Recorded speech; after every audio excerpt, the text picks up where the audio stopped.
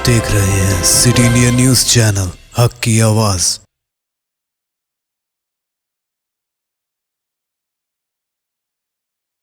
अस्सलामुअलैकुम, मैं हूं Zafar Khan. City India news channel में आपका इस्तेमाल करता हूं। एनआरसी को लेकर सारे मुल्क में एहतजाज किया जा रहा है, जिसमें कांग्रेस सबसे आगे नज़र आ रही है। इसको रिजेक्ट करने में काफ़ी जस्तोजू लगा रही है। आइए इसी मामले में हम बात करते हैं फेरोज खान, कंटेस्टेंट एमएलए हैदराबाद। अस्सलाम वालेकुम, आपका इस्तेमाल है, स्वागत है हमारे चैनल में। सबसे पहले ये बताइए कि एनआरसी सीएबी से सबसे ज़्यादा फ़ायदा किसको है? देखिए, मैं आपको पहले आपके व्यूअर्स जो भी आपके चैनल देख रहे हैं, पहले मैं उनको एक बात समझाऊं कि ये सीएबी क्या है। ये सिटीजन अमेंडमेंट बिल। इसका मतलब ये है कि हिंदुस्तान के अतराफ जो नेबर्स है, इस्लामिक नेबर्स, अफ़गानिस्तान, पाकिस्तान, बांग्लादेश, वहाँ से जो लोग इंडिया में आ गए उनको आप रेफ्यूजीज बोलते, और ये रेफ्यूजीज को आप सिटीजनशिप देते बोल रहे हैं। आप हिंदुस्तान का नेशनल बनाना चाहते हो उसको। अब इसमें बीजेपी की जो चाल है मैं आपको बताता हूं। वो हर एक मजहब को देना चाहते हो, जैसा वो डिक्लेयर करे कि पर्टिकुलरली स्पेसिफिकली 6 कास्ट को, कम्युनिटीज को हम देते हैं। उसमें कौन कौन है? Hindus, Christians, Buddhist, Sikh, Jain, Parsi. मुसलमान कहाँ है? मुसलमान नहीं है। तो ये बीजेपी, नरेंद्र मोदी, अमित शाह एक प्री प्लान्ड के गेम डाल रहे हैं। और जो जनसंघ 1960 में बोलती थी कि हम एनआरसी लेके आएंगे, नेशनल रजिस्टर फॉर सिटीजन, और हम ये कैब लेके आएंगे, तो ये जो जनसंघ आरएसएस जो भाषा बोलती थी और सोचती थी, अब उसको नरेंद्र मोदी और अमित शाह अमल में ला रहे हैं। इसका मतलब क्या हो गया कि आगे चल के हिंदुस्तान को, इंडिया को, भारत को ये एक हिंदू राष्ट्र बनाना चाह रहे हैं। देखिए, एक सिंपल एक बात, जब पार्टीशन हमारा हुआ तो 2 देश बने, एक पाकिस्तान बना, एक हिंदुस्तान बना। पाकिस्तान धर्म के आधार पे बना।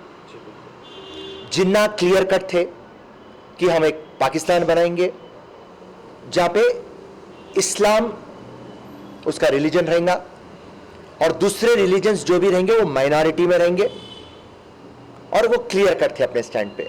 और जब हिंदुस्तान हम बनाए, हमारे पूर्वज बाबा साहब अंबेडकर के नीचे जो कमेटी बैठी, ये बुनियाद के ऊपर बनाए हिंदुस्तान की, यहां पे हम इंसानियत को मद्देनजर रखते हुए सबको इक्वल ट्रीट करेंगे, और यहां पे सेकुलरिज्म रहेगा। कोई मजहब बड़ा नहीं रहेगा, कोई मजहब छोटा नहीं रहेगा, और यहां पे कोई भेदभाव नहीं होगा। उसके लिए क्लियर कट हमारे कॉन्स्टिट्यूशन में article 14 and 15 of our constitution आपको क्लियर कट बता रहा कि इक्वालिटी, एवरी पर्सन, ये पॉइंट आप नोट करिए, ये टेक्निकल पॉइंट बोल रहा हूं मैं आपको, एवरी पर्सन इज इक्वल बोल के आप बोल रहे हैं। जब अमित शाह कल लोकसभा में बात कर रहे थे तो वो बात कर रहे थे कि ये बोल रहे हैं कि citizen, every citizen is equal बोल रहे थे। लेकिन वो कह रहे थे कि मुसलमानों को इससे कोई नुकसान नहीं है, हिंदुस्तान के मुसलमानों को। इसका क्या मतलब है? देखिए सुनिए, आप जो कुछ भी जो मुसलमान है वो यहाँ के सिटीजन है, मरुला नए लोगों को ऐड करना नहीं चाहते। इसका मतलब क्या वजह होगी? सुनिए, आप मुसलमान ऐड होंगे, सिंपल बात है, मुसलमान ऐड होंगे, उनको वोट नहीं डालते, या तो वोट कांग्रेस को जाएंगे या रीजनल पार्टीज को जाएंगे। मुसलमान को ऐड कराने से कोई फायदा नहीं है। और जो हिंदू माइंडसेट रखते हैं, हिंदू राष्ट्र बनाने का जो माइंडसेट रखते, उनके एजेंडा में नहीं है ये। तो मुसलमानों को सेकेंड रेट सिटीजन देखना इनका मंसूबा इतना ही है। और जिस तरीके से जिन्ना पाकिस्तान बनाए, अब ये हिंदुस्तान में हिंदू पाकिस्तान बनाना चाह रहे। लेकिन अब ये जब अमित शाह ये सब देख रहे हैं, जब बिल पास हो गई है, दोनों सदन में भी पास हो गई है, अब ये कह रही है कि पाकिस्तान और कांग्रेस की आवाज़ को देख लीजिए, एक ही नज़र आ रही है। तो पाकिस्तान और कांग्रेस क्या है फिर, ये क्या वजह है उनकी बोलने की? देखिए, पाकिस्तान क्या बोलती, कांग्रेस को उसकी फिक्र नहीं है। सिंपल एक बात बोल रहा हूं मैं आप, और आप मजबूत गवर्नमेंट है बीजेपी की, नरेंद्र मोदी, अमित शाह और एनडीए की गवर्नमेंट, मजबूत गवर्नमेंट है, तो आप खत्म कर देंगे पाकिस्तान को। कांग्रेस आपका साथ देती, फिनिश कर देगी पाकिस्तान को आप। मगर आप बोलना कि पाकिस्तान की भाषा कांग्रेस बात करी, यह बात गलत है। कांग्रेस किसकी भाषा बात करी? कांग्रेस भाषा कॉन्स्टिट्यूशन की बात कर रहे हैं। ना कांग्रेस पार्टी किससे डरती, ना मुसलमान किससे डरता। कांग्रेस पार्टी और मुसलमान किससे डरते? हम कॉन्स्टिट्यूशन से डरते। हमारे कॉन्स्टिट्यूशन का प्रियम्बल क्या है? एक जो हमारी किताब बनी, उसकी बुनियाद क्या है? उसकी बुनियाद है इक्वालिटी, उसकी बुनियाद है सेक्युलरिज्म, कि we are sovereign socialist secular republic and democrat. ये हमारा फाउंडेशन है हमारी कॉन्स्टिट्यूशन का। तो जो कॉन्स्टिट्यूशन हम रखे और आप जिसको मानते, आप उसके खिलाफ जा रहे हैं। आप दूसरे मजहबों को आप सिटीजनशिप देते बोल रहे हैं और मुसलमान को आप नहीं देते बोल रहे हैं। इसका क्या मतलब है? आप क्या स्पेल करना चाह रहे हैं पूरे हिंदुओं को? आप ये बोलना चाह रहे हैं देखो एक ही पार्टी है जो हिंदुओं के फेवर में है, देखो हम मुसलमानों को किस तरीके से सेकंड दर्जे के ट्रीटमेंट दे रहे हैं। तो ये बीजेपी का लार्जर प्लान है आगे जाके हिंदू राष्ट्र बनाने का। तो यहां पे क्या हो रही? कांग्रेस चीख रही क्यों? क्योंकि आप डेमोक्रेसी का कत्ल कर रहे हैं, आप सेक्युलरिज्म का कत्ल कर दे रहे हैं। आपकी हमारी जो कॉन्स्टिट्यूशन है, जो हमारा दस्तूर है, जो हमारा ऐन है, वो खतरे में है बोल के कांग्रेस चीख रही। और कांग्रेस चीखते रहेंगी जब तक ये बिल वो विड्रॉ नहीं करे और उसके बाद में भी इन्हें लागू करेंगे तो हम अड़चन पैदा करेंगे और इंशाल्लाह आगे जाके कांग्रेस की हुकूमत आएंगी। कांग्रेस की हुकूमत आते कि पहले ये बिल को स्क्रैप फिनिश ऑफ करेंगे। जंक्शन ये आज की बात नहीं है, आपने खुद कहेंगे कई सालों की पहली बात है। अगर इस दौर में अगर कांग्रेस होती तो क्या ये बिल लेकर आती? कांग्रेस राज करी हिंदुस्तान के ऊपर 55 साल, लाना था तो कब की लाती थी। तो अगर से सुनिए सुनिए सुनिए, अगर से लाने का भी था, अगर से कांग्रेस का जहन बनता तो वो मुसलमान को ऐड करती थी, मुसलमान को डिलीट नहीं करती थी। और जो कॉन्स्टिट्यूशन है वो कॉन्स्टिट्यूशन के मुताबिक चलती थी, कॉन्स्टिट्यूशन के खिलाफ नहीं चलती थी। आपको मैं एक सिंपल एक भाषा एक एग्जांपल देना चाहता हूं आपकी नॉलेज के लिए।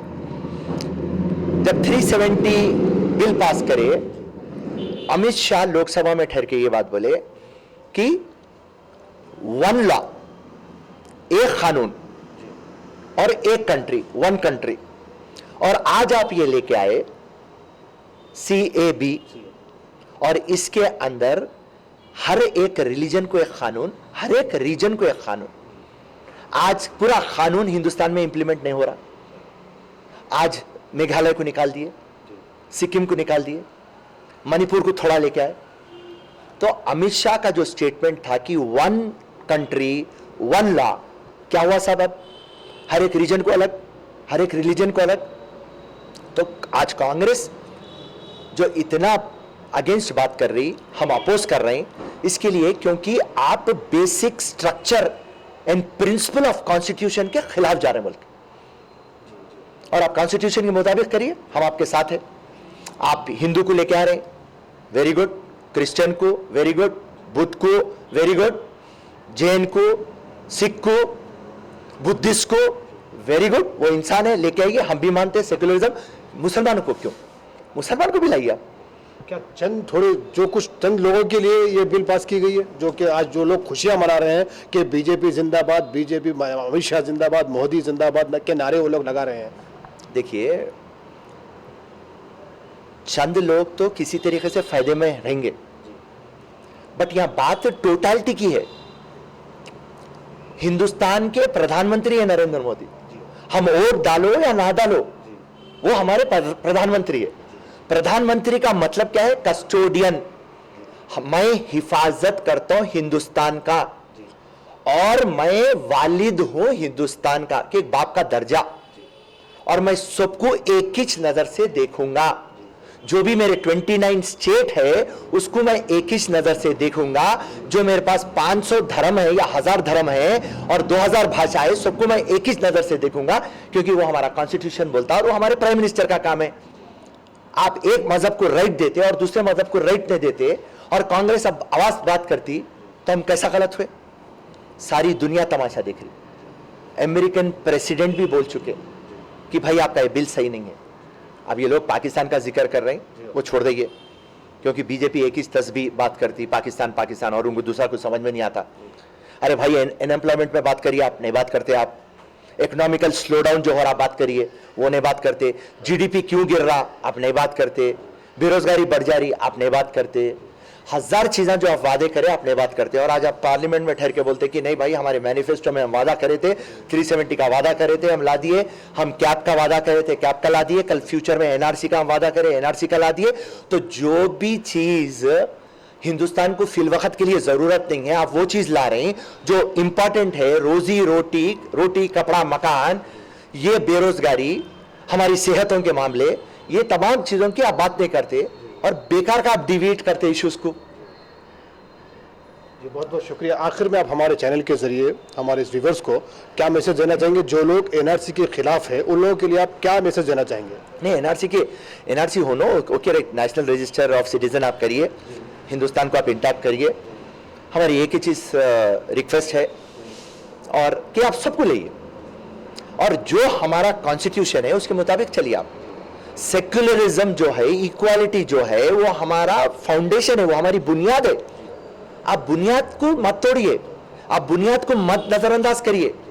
आप जो करना है करिए, हिंदुस्तान के लिए जो बेहतरी होता आप करिए, मगर सबको लेके चलिए। ये खूबसूरती है हमारे हिंदुस्तान की। अनेकता में एकता का नाम हिंदुस्तान है। दुनिया की सबसे बड़ी डेमोक्रेसी का नाम हिंदुस्तान है। पूरे वर्ल्ड के जितने भी कंट्रीज है वो हिंदुस्तान को देखते कि ये लोग इतने यूनाइटेड है, इतनी वास्ट कंट्री है। एक 50 कंट्रियां मिले सो इतनी बड़ी हिंदुस्तान है, इतने भाषाएं हैं, इतने मजहब है, मगर ये फिर भी मिलजुल के रहते एक रेनबो की तरह। वाह रे वाह बोल के हमारी डेमोक्रेसी की हर जगह मिसाल ली जाती। आप नरेंद्र मोदी अमित शाह से हरकतें करेंगे तो हमारी डेमोक्रेसी का मजाक उड़ा देंगे और आप डेमोक्रेसी की धज्जियां उड़ा रहे हैं। जय हिंद, जय कांग्रेस, अल्लाह हाफिज, शुक्रिया। बहुत बहुत शुक्रिया। तो ये थे हमारे साथ कंटेस्टेंट एमपी एमएलए हैदराबाद से फिरोज खान साहब, जो कि एनआरसी और सीएबी के बारे में बता रहे थे कि वो किस तरह होती है और क्या है उसका मतलब। तो अब मुझे दीजिए इजाजत। कैमरामैन वाजिद के साथ मैं जफर खान।